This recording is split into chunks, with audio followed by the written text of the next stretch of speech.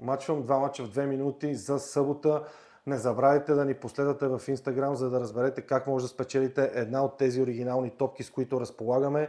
Първият матч, който ще разгледаме, е между съставите на Уругвай и на Испания. Виждате, срещат се първия срещу втория. Уругвайците 6 мача нямат победа, не им се получават нещата. От друга страна, Испания са 12 мача без загуба.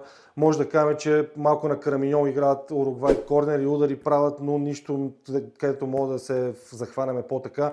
Испанците от друга страна, след завръщането на Ямал, вече включиха на друга предавка.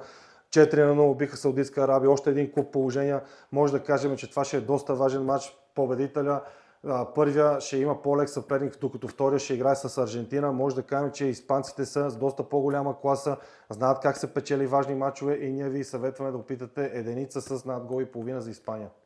Втория матч за събота, който ще ви представим, е между съставите на Египет и на Иран. Виждате малко изненадващо, може би първия срещу втория. Може да кажем, че и двата отбора от 6 мача имат по една загуба. Другото важно, което може да отбележим, е Египет 3 поредни гола. Също така е важно да се отбележи, че Иран тук ще скочат, няма какво да губят. Хикса може да ги класира с 3 точки, евентуално да станат от най-добрите трети. От друга страна, Египет също се бори за първото место. Около 30 мача, може би само в 6 не са отбелязвали гол. Египет разполагат с по-добрите футболисти, само ще отбележим Мармуш и Салах. И ние ще ви посъветваме да опитате двоен шанс за Египет и Египет да отбележи